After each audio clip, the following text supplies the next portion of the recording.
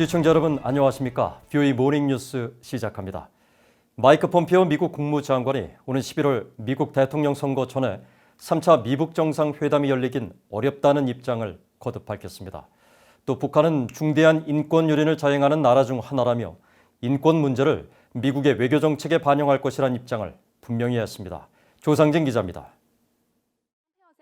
마이크 폼페오 국무장관은 16일 미국 폭스뉴스와의 인터뷰에서 오는 11월 미국 대선 전 3차 미북 정상회담 개최에 대해 거듭 회의적인 입장을 나타냈습니다. 폼페오 장관은 북한이 대화 재개에 관심을 표했느냐는 사회자의 질문에 북한과의 대화는 많은 단계로 이루어진다며 이런 대화에 대해 공개적으로 자주 언급하지는 않는다고 답했습니다. 그러면서 자신이 전날 말했던 것은 무엇인가 성취할 수 있는 것이 없는 한 정상회담을 갖지 않을 것이고 도널드 트럼프 대통령과 김정은 위원장을 한자리에 있도록 하지 않을 것이라는 점이었다고 설명했습니다. 앞서 폼페오 장관은 15일 뉴욕 이코노미 클럽과의 대담에서 대선 전 정상회담 여부에 대해 그럴 가능성이 없는 것으로 본다고 말한 바 있습니다.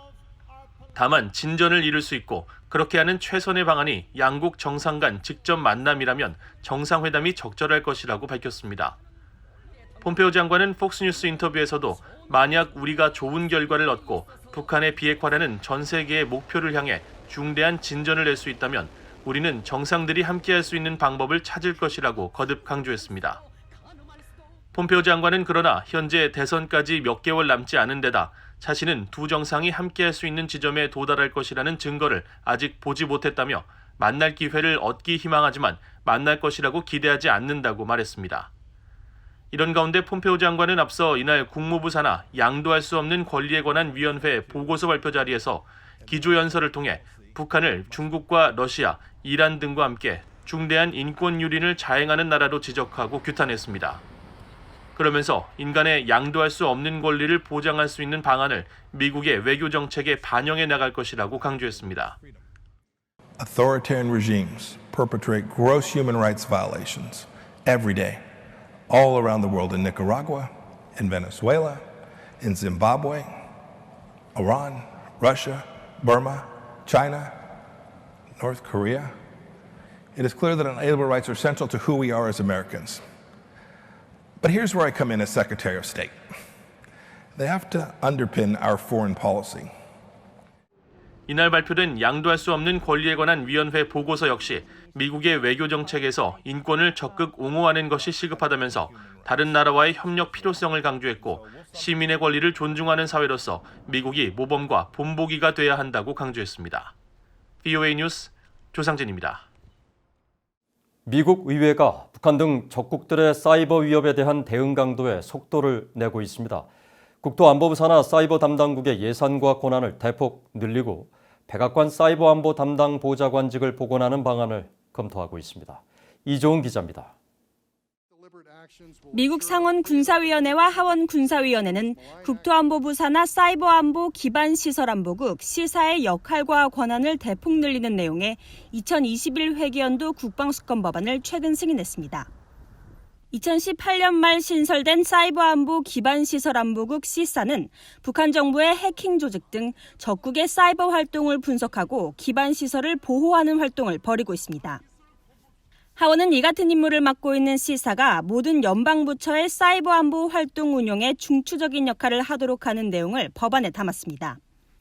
하원 세출위원회는 이를 뒷받침하기 위해 시사 운용에 22억 5천만 달러의 예산을 배정하는 새 회계연도 국토안보 예산안을 15일 가결했습니다.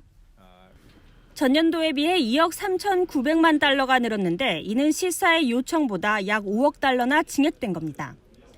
하원 세출위는 특히 러시아, 중국, 이란, 북한과 같은 적국들의 사이버 위협에 직면했다면서 시사의 위협 추적 역량을 늘리기 위한 600만 달러의 예산 증액을 제안했습니다. 또 북한 등 적국 사이버 공격의 주요 대상인 전기망과 같은 기반시설 보호를 위한 긴밀한 민관 협력을 시사에 권고하면서 이와 별도로 해외 정부에 대한 원조를 북한의 사이버 역량 지원 여부와 연계하는 조항이 담긴 국무 예산안을 승인했습니다. 상원도 사이버 안보 기반시설 안보국 시사의 권한을 대폭 강화하는 내용의 법안을 마련했습니다. 시사에 사이버 위협의 주요 대상이 되는 기반 시설들에 대한 정보 소환 권한을 부여하는 내용을 법안에 포함시킨 겁니다. 미국 의회는 백악관 사이버 안보 담당 보좌관직을 부활시키는 방안도 검토하고 있습니다. 국가 차원의 사이버 전략과 정책을 조율하는 상원 인준지책으로 버락 오바마 행정부 시절 처음 신설됐지만 지난 2018년 사라졌습니다. The first recommendation I want to talk about that, quite honestly, we're working hard at getting hopefully included in the National Defense Authorization Act so it can become law, is the need to put somebody in charge, a National Cyber Director. 의회의 이 같은 사이버 안보 강화 움직임은 의회 산하 초당적 기구인 사이버 공간 솔라리움 위원회의 첫 번째 권고안을 적극 반영했습니다. 북한은 약 1년 전부터 러시아, 중국, 이란과 함께 미국에 대한 사이버 위협국으로 지목되고 있습니다. 사이버 공간 솔라리움 위원회는 특히 지난 3월 보고서를 통해 북한은 사이버 범죄 활동으로 불법 자금을 조달하면서 대북 제재를 무력화시키려 한다며 이런 사이버 작전은 북한 지도부에 자금 조달의 생명선을 제공한다고 지적했습니다. VOA 뉴스 이존입니다. 북한 정권은 이산가족 문제를 더 이상 정치적으로 이용해서는 안 된다고 로버트 킹 전 국무부 북한인권 특사가 지적했습니다. 이산가족 문제는 인도적 차원의 문제라며 북한 당국이 주민 개인들의 문제에 대해 보다 적극적인 관심을 가져야 한다고 촉구했습니다. 김시영 기자입니다. 로버트 킹 전 국무부 북한인권 특사는 16일 워싱턴의 민간단체인 한미경제연구소가 주최한 토론회에 참석해 한국계 미국인 이산가족이 처한 어려움의 문제를 지적했습니다. 킹 전 특사는 이 자리에서 한인 이산가족 문제 해결이 어려운 것은 북한 당국의 입장이 미국 그리고 한국과 다르기 때문이라고 지적했습니다. Both the United States and the South Korean government are primarily engaged in trying to arrange for families to get together because of the humanitarian interest and concern on the part of their citizens.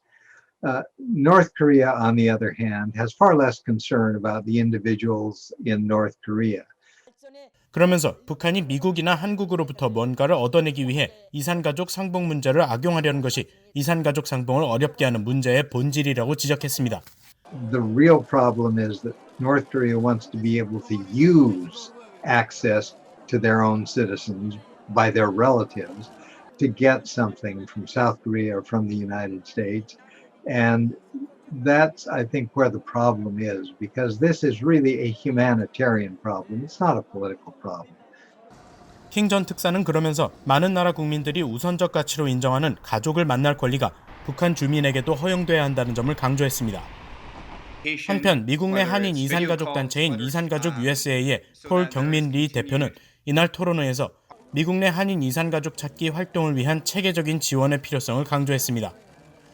There hasn't been a systematic whole of government or comprehensive effort to trace Korean American divided families. 리 대표는 고령의 한국계 미국인 이산가족들이 스스로 이산가족의 일원임을 당당하게 밝히지 못하는 문제와 문화적 언어적 장벽이 미국 내 이산가족 찾기에 또 다른 어려움이라고 지적했습니다. 그러면서 이들 대부분이 80세가 넘은 고령인 만큼 북한의 가족들을 만날 시간이 점점 줄어들고 있다며 이산가족을 위한 관심과 당국의 노력을 촉구했습니다. VOA 뉴스 김시영입니다. 한국 정부가 북한의 전단과 물품을 살포한 탈북민 단체 두 곳에 대해 법인 설립 허가를 취소하자 이들 단체가 국제인권단체와 함께 유엔에 한국 정부에 대한 진정을 추진하고 있습니다. 한국통일부는 17일 자유북한운동연합과 큰샘 등 두 개 탈북민 단체에 대한 법인 설립 허가를 취소하고 이들 단체의 대북 전단과 물품 살포 행위가 정부의 통일 정책을 저해한다고 밝혔습니다. 아울러 이런 대북 전단 살포가 접경지역 주민의 생명과 안전에 위험을 초래했다며 법률상 법인 설립 허가 취소 사유에 해당하는 것으로 판단했다고 밝혔습니다. 이에 대해 자유북한운동연합 박상학 대표 측은 한국통일부의 이번 조치가 표현의 자유 등 기본권을 침해하는 것이라며 이 문제를 국제사회에 정식으로 물을 것이라고 밝혔습니다. 박 대표의 법률 대리인인 이헌 변호사는 VOA에 한국 정부의 공권력 행사는 북한 당국에 굴종하는 처사라며 미국 내 북한인권단체, 국제인권단체 등과 소통하면서 유엔에 진정을 내는 준비를 하고 있다고 말했습니다. 영국 정부가 북한을 인권 상황이 심각한 우선 대상국으로 재지정했습니다. 그러면서 북한 정권이 주민들의 삶을 거의 대부분 통제하는 등 심각한 인권 상황이 전혀 개선되지 않고 있다고 지적했습니다. 영국 외교부는 16일 발표한 2019 인권과 민주주의 보고서에서 북한을 5년 연속 인권 우선 대상국 중 하나로 지정하고 지난해에도 심각한 북한의 인권 상황이 전혀 개선되지 않았다고 밝혔습니다. 이어 북한 정권이 주민들의 삶을 계속 통제하고 있고 국가에 저항하는 사람은 수감되거나 심지어 죽음에 직면할 수 있다고 지적했습니다. 또 북한 당국이 인권 유린의 의혹을 계속 부인하면서 인권 전문가들의 접근을 거부하고 유엔 인권기구나 북한 인권특별보고 간의 협력도 지속적으로 거부하고 있다고 밝혔습니다. 영국 정부는 지난해 여러 국제 무대에서 북한 인권 기록에 대한 문제를 지속적으로 제기해왔고 북한 정부에도 인권 문제 해결을 촉구하고 있다면서 북한 정부의 변화가 반드시 필요하다고 강조했습니다. 한국군이 다음 달 미국의 주도로 열리는 세계 최대 다국적 해상 훈련인 림팩 환태평양 훈련에 참가한다고 밝혔습니다. 한국 해군은 다음 달 17일부터 31일까지 미국 하와이 인근에서 열리는 환태평양 훈련 림팩 참가를 위해 해군 함정 2척이 18일 제주도에서 출항한다고 밝혔습니다.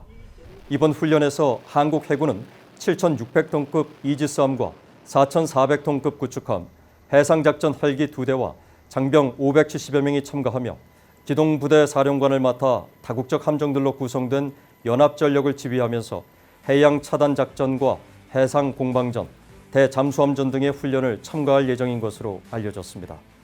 한국군은 이번 훈련 참가를 통해 영내 해상에서 발생할 수 있는 여러 안보 위협 상황에 대한 공동 대처 능력 향상과 참가국 간의 공조 체계를 확보해야 할 것으로 기대한다고 밝혔습니다.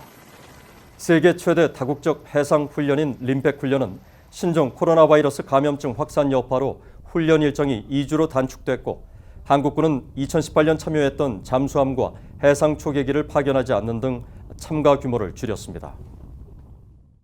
이상으로 BOE 모닝 뉴스를 마칩니다. 시청해주신 여러분 고맙습니다.